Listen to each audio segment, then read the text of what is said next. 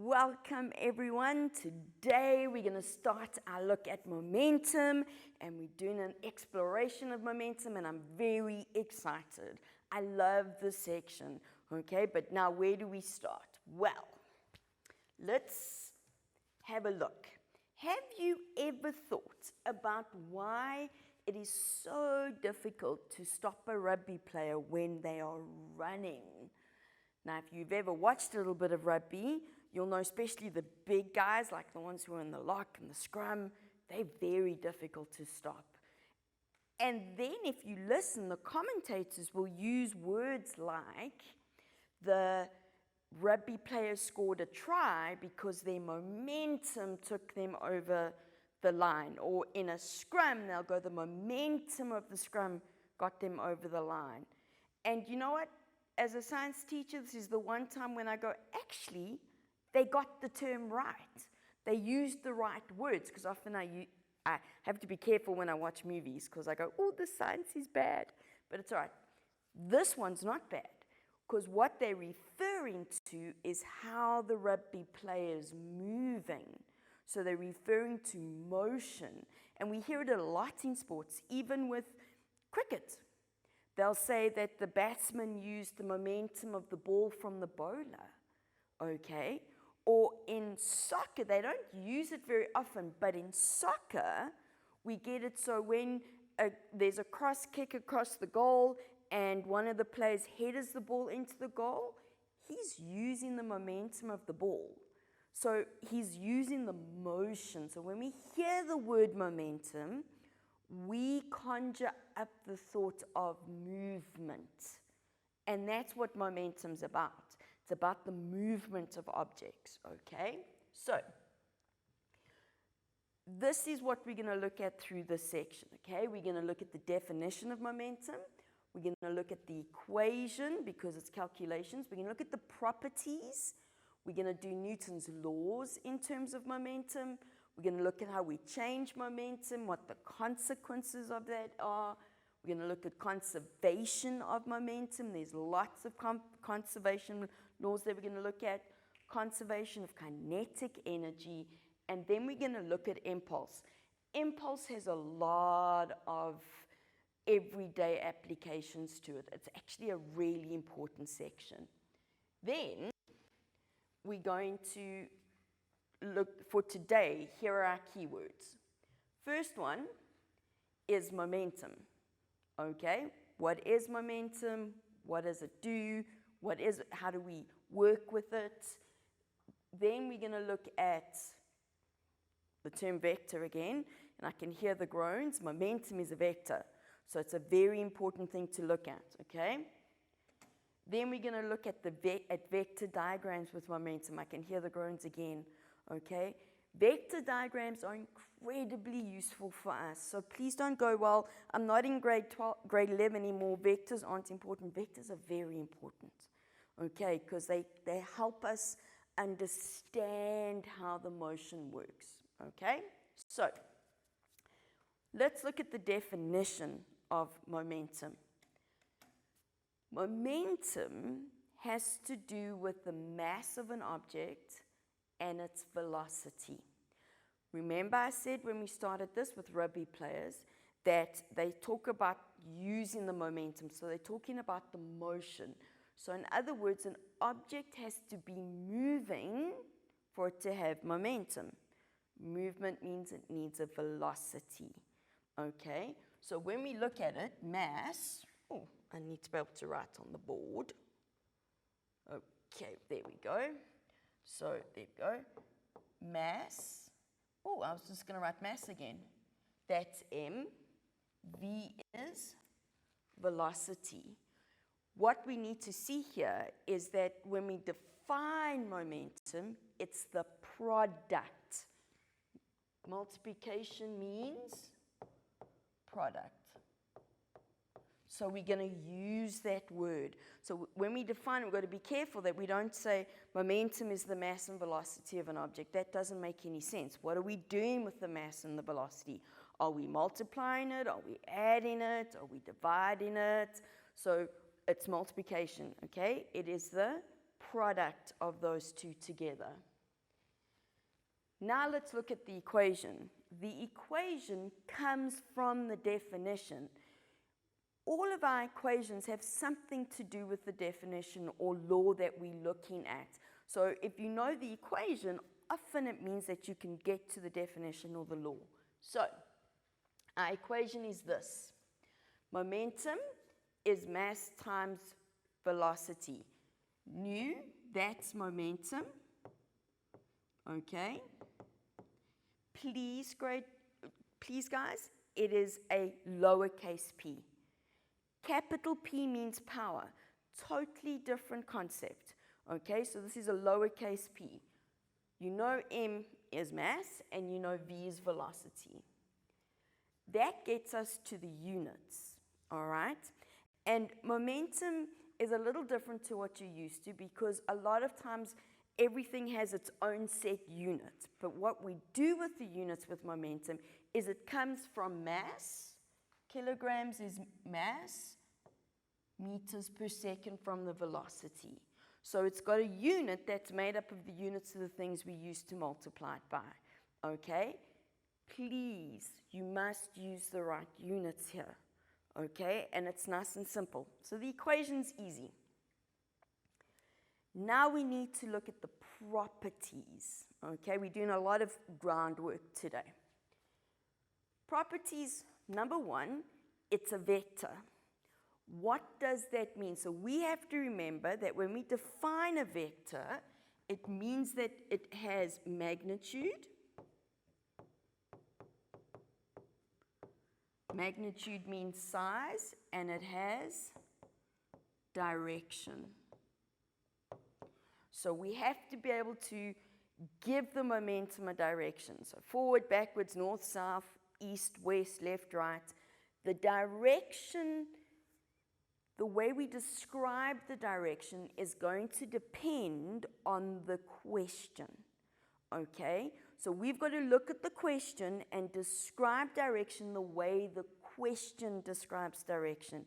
Also, just a side note, when you look at direction and you've got a diagram, just because the object looks like it's going to the right doesn't mean it's going east. Be careful, okay? Because the way we draw the north, south, east on a piece of paper, east looks like it's going right. But that doesn't mean it's going east. It could be going north. We don't know. If they describe the object going to the right as being to the east, then it's east. Okay, so be careful with that one. It's a bit worrying because you want to give a direction in terms of compass points because that feels like a direction. But right, left, up, down, those are all directions. They all make sense. All right, so just be careful with that for me. All right. Oh, look, I've written over my stuff, but it's okay, we'll take that out. So let's take what I wrote out here. Because it's a vector, it can be represented by a vector diagram. So we have to remember what a vector diagram means, okay?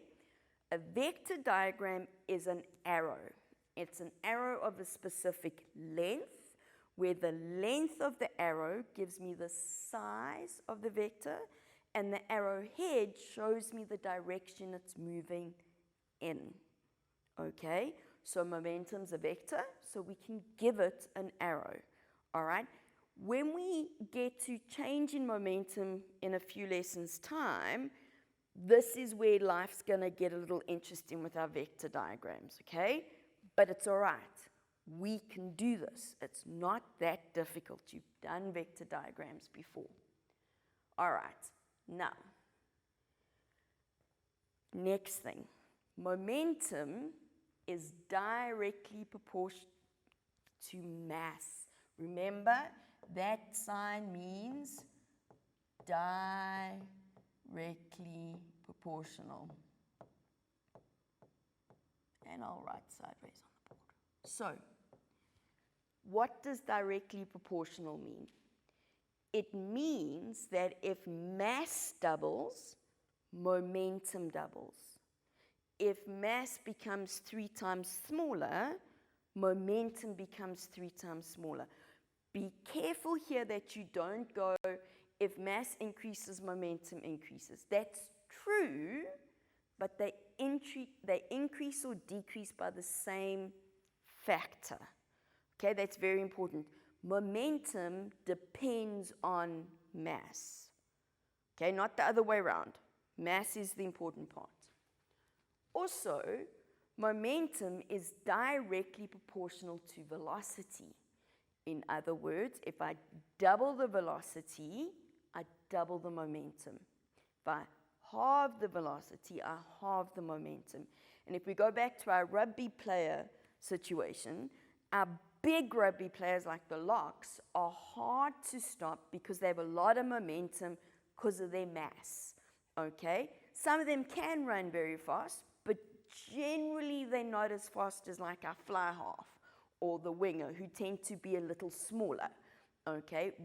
They still have a lot of momentum because they can run really fast, okay? So even though they're smaller, they're faster. Gives them a lot of momentum, okay? Same with a cricket ball. Cricket balls have a lot of momentum because even though they're small and they're only about 150 grams, they go very fast. If we look at our spin bowlers who can bowl a ball at like 150 kilometers per hour, heaven forbid, big momentum, okay? Very big momentum. All right, so what have we looked at in this section? The definition, the equation, and the properties. We're going to take a short break, and then when we come back, we're going to put it more into some more theory for you. Okay, so we'll take a short break.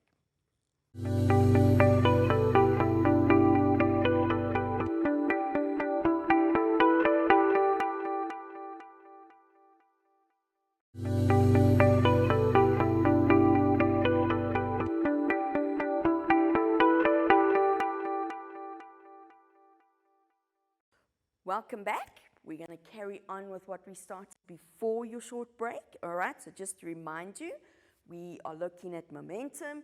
We had a quick look at the definition, we had a quick look at the equation, and we had a quick look at the properties. Okay, so which object, so we have a question here, has more momentum? A big object moving slowly or a small object moving quickly? Now we've got to go, well, most of us will go probably the big object moving slowly, because in our minds, we have this picture that momentum means it's got to be fast, because we often hear we're gaining momentum, okay? Or when you think of something that's rolling down a hill, and you go, they gain momentum, and by that we mean they're going faster. Sometimes we'll use the momentum in terms of work. So maybe you're studying for an exam and you feel like you've gained momentum because you got a lot done. And then somebody disturbs you and you're like, oh, my momentum's finished. I'm going to have to just start again. Yeah, it's not quite the correct way of using the word momentum, but you're thinking about motion. So when we think of something moving slowly, we often think it doesn't have a lot of momentum. But this is where we've got to go, actually, momentum's not just dependent on the size of the object. It's also dependent on the velocity, okay? And we can't go, it's just dependent on velocity. It's dependent on the size. So when I look at this question and I go, the big object moving slowly or the small object moving quickly, I actually don't have enough information, because I need to know how big the object is and how slowly it's moving. I need to know how small the object is and how fast it's moving, because the two work together. They're not independent. And it's very possible that these will have exactly the same momentum. There's no reason why they can't. I need to know more information. I need to have values. Now, here, when I talk about more momentum, I'm talking about the magnitude of the momentum. The direction doesn't affect the amount of momentum. So they could be going in opposite directions, and that's fine. That's a direction thing. It doesn't affect the amount of momentum that we have, okay? So this is a little bit of a trick question because I can't give a definite answer. There are too many bits of information I don't know, all right? So, definition. This is how we would write it out. The momentum of an object is the product. Remember I said that to you? It's the product of the mass and the velocity of the object. Please, you must learn your definitions. These are your easy marks in your exams, okay? And you won't get any marks if you go momentum is the mass and velocity of an object. Remember I said to you, you've got to give me product. That word product is very important. The equation, P equals mv.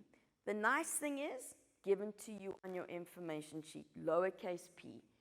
So P is momentum measured in kilogram meters per second. Be careful here because we see this from time to time where you make that a big K. It's a lowercase k. So just be a little careful for me there, okay?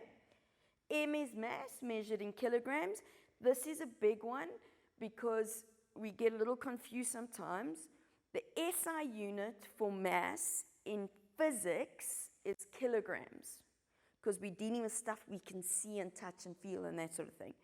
In chemistry, it's grams. All right, so be careful here. We must work in kilograms. Velocity, meters per second. So that also means that you've got to remember how to convert, because sometimes they're going to give you the velocity in kilograms, my goodness, kilometers per hour. Okay, so I'm just going to do a quick thing for you over here. To go from kilometers per hour to meters per second, you must divide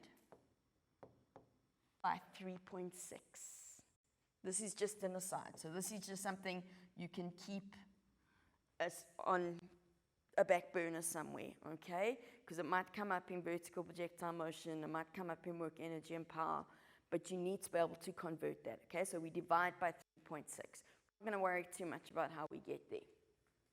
Then, momentum is directly proportional, we've spoken about this already, to the mass of the object, okay?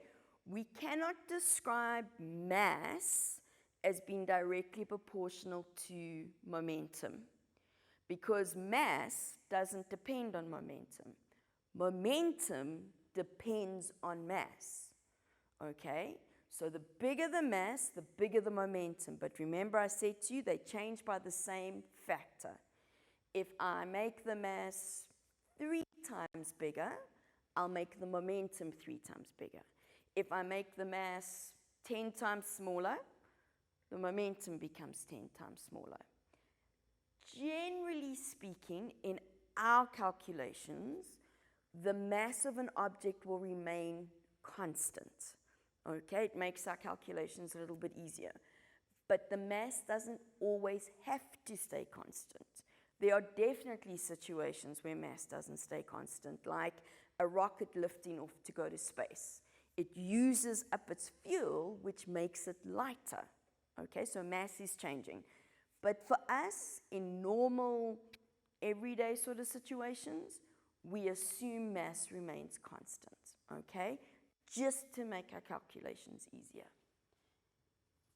Velocity, momentum, is dependent on velocity.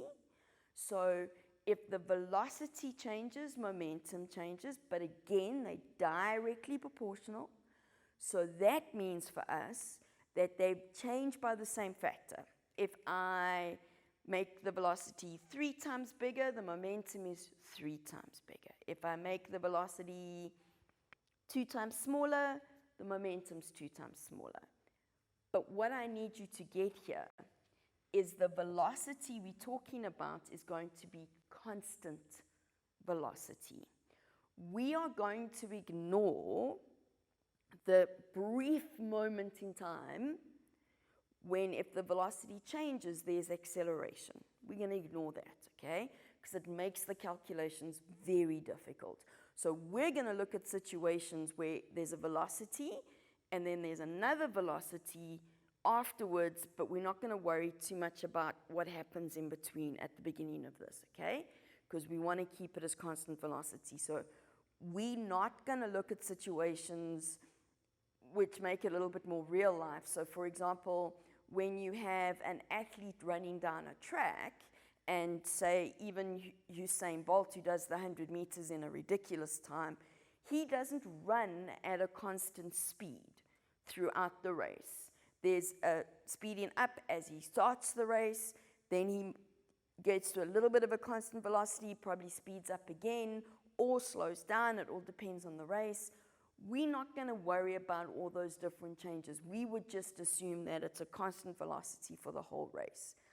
I know it's not completely real world, but we're just trying to get a concept across. We're trying to get the basic foundation of momentum. If you study physics further, then you'll do all the other stuff, because then you've got the maths as well, okay? So, momentum is a vector. We hate vectors, I know. It's all right, we're good. What does that mean? Momentum has a direction. We've spoken about that. And the direction of the momentum now is the same as the velocity's direction. So if the velocity is east, the momentum is east. It gets its direction from the velocity of the object. You can't tell me that an object that's moving to the left has a momentum to the right, because that just doesn't work, okay? Because momentum is about the velocity. So it's the same direction. And we can represent it by a vector diagram. So if I told you that we had a vector of 6 meters per second going east, and I wanted you to draw it as a diagram for me, what you would do is we have a line with our arrow, okay, and I put on it 6 meters per second. Now, I said to you in the last segment that we can't just assume to the right is east, and we can't. So I really need to be able to tell my examiner that I understand that that's north.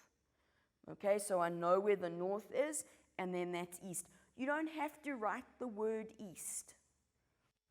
Why? Because there's an arrow that's telling me it's going east. So just be careful with that one. Sometimes we want to put everything on there. We don't need to. Okay, the arrow direction tells me.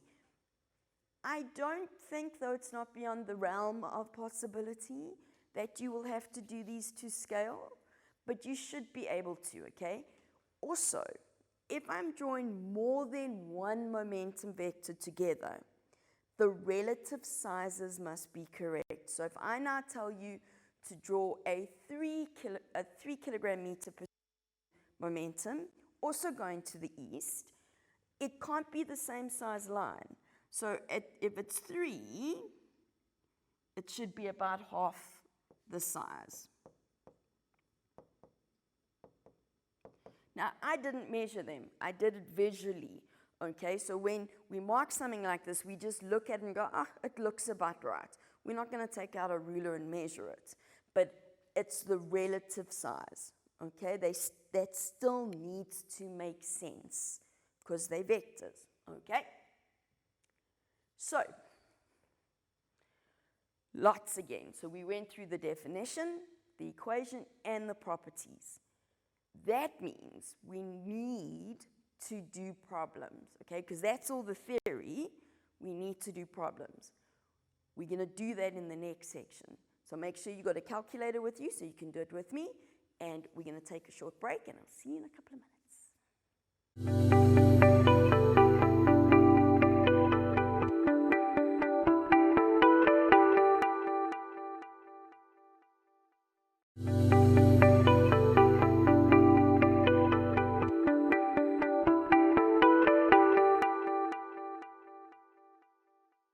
welcome back. Now we're ready to get into the nitty-gritty and to do some calculations and see if what we've gone through has actually made sense to you. Okay, so remember, we've done the definition, we've done the equations, and we've done the properties. Now let's apply it. So here's our question. I want you to calculate the momentum, so it's a calculation, of a trolley. It doesn't really matter what the object is, really doesn't, with a mass of 7 kilograms traveling 5 meters per second east. And then, so this is a two-part question, we're going to draw the momentum vector for our answer. Okay? So let's start with the first part. With any calculation, it's important that you take out the information you need, because often, now this was quite a short question in the sense that there wasn't a lot of stuff around it and we're still in the beginning part, but when there's lots of information given to you in a question, you often get a little lost as to what goes where. So write a list, okay? And you saw when I started the question, the underlined words, do that as well, because then you get the important things, okay? So we have a mass of 7 kilograms moving at 5 meters per second. So my mass is 7 kilograms. It's going at 5 meters per second. And what do they want? They want the momentum. So momentum is mass times velocity, where mass is 7, velocity is 5. Now, I can do 7 times 5 because I like multiplication, okay, and it just works in my head. I'm pretty sure most of you can do 7 times 5 in your head. But in an exam, sometimes 7 times 5 becomes 25 or 23 or 30 because you're stressed when you do it in your head. So you know what? Use your calculator. So I have my calculator. Okay, let's just move it here a little bit. So we're going to go 7 times 5. It's 35. Okay? Please, there is no shame in using your calculator for these. I think there's more shame in not using your calculator because you don't want to look stupid and you get the wrong answer. Okay? Or, and I've seen this often, you go 7 times 5 and you give me 12 because you added them instead of multiplying them. Use your calculator. So we know it's 35, but remember, we've got to put in our units, and we've got to put in direction, and they told me it was going east, so my direction is east. Okay, we've done the first part of the question. We know that it's 35 kilogram meters per second east. Okay, and I'm going to draw the vector diagram on this one. Vector diagram is going east. Please use your rulers because that's not very straight. 7, no, see, this is why you've also got to check because it's not 7, it's 35. 35 kilogram meters per second.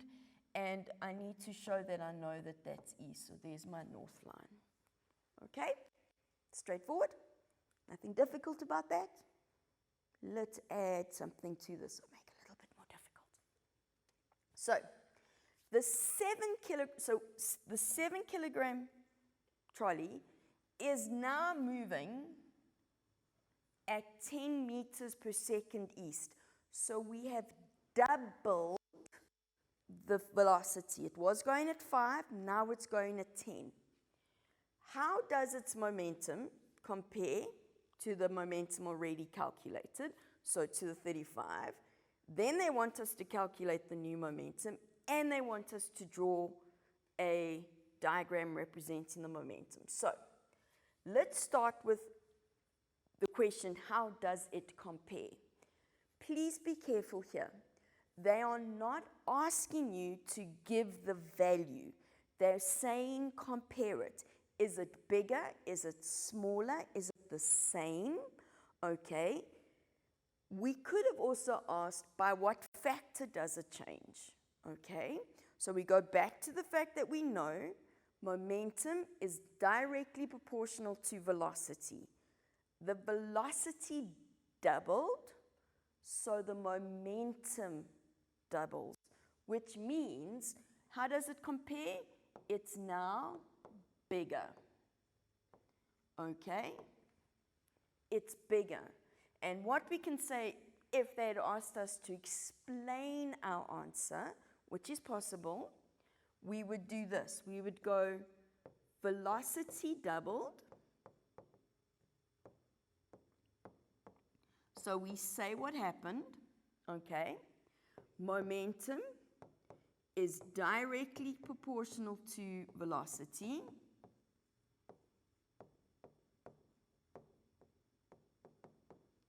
Oh, it's a big word. Okay.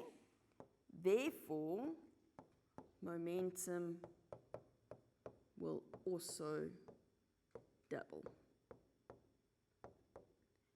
Now, the question didn't ask for an explanation.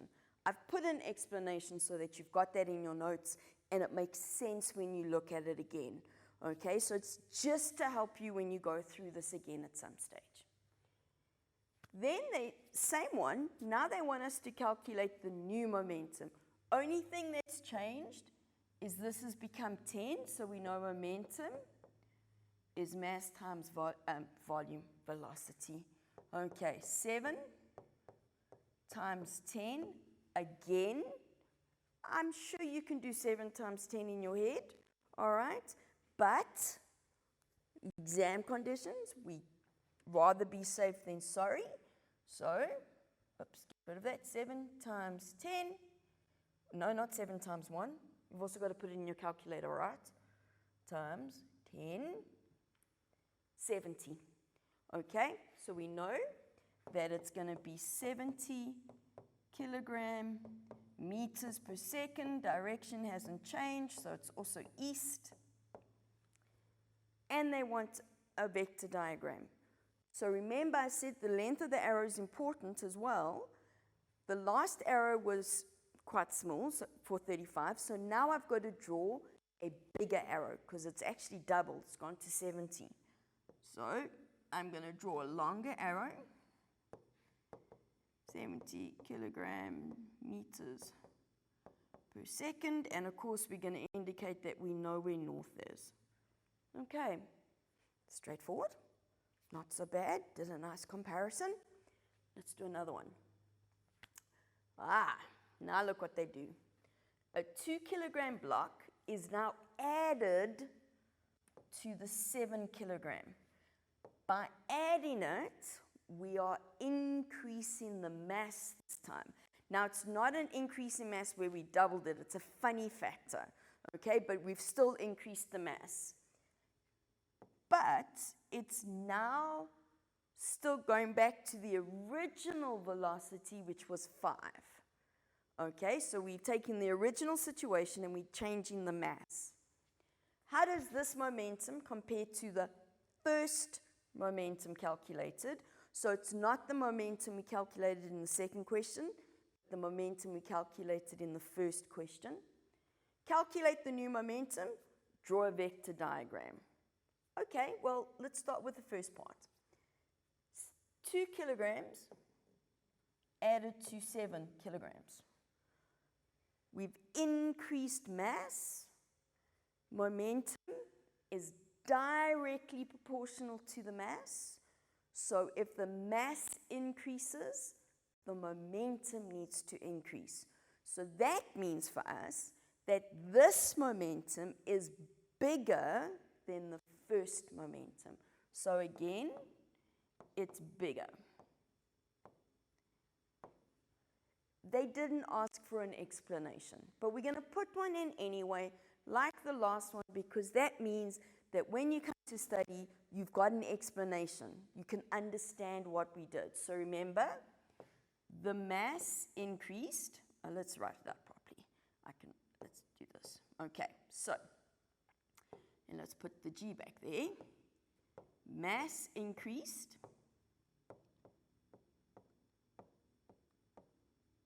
Okay, I can't put a factor here because to work out what the factor is, because it's going to be a fraction, we're not going to worry about that, okay?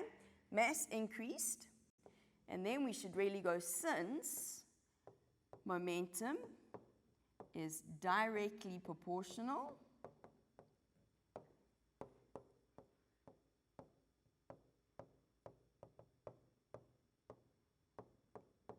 to mass, the momentum will also increase. Straightforward, not a problem, okay? That's the explanation type question. Now they want you to calculate it. So, first thing we need to recognize is my mass is now 2 plus 7. That was the big MB, okay? So now we've got 9 kilograms. Momentum is mass times velocity, so now I've got 9 times 5. We're going to use our calculators. Okay, 9 times 5, 45. So this one, and remember it's still going east, we haven't changed direction. This one is only a little bigger than the first one. Remember, the first one we calculated was 35. Now it's 45. But the mass didn't increase by that much. So we shouldn't expect a big increase in the momentum. But it does mean that when I draw this line, it must be slightly bigger than the 35, okay? And obviously smaller than the 70. So when we draw this one, okay, this is going to be 45 kilograms meters per second, and we need to know where the east is. Straightforward. We like this. This is nice. This part is easy, and as long as we get the calculation part in here and we understand the relationship between mass and velocity, we're going to be fine, okay, with momentum.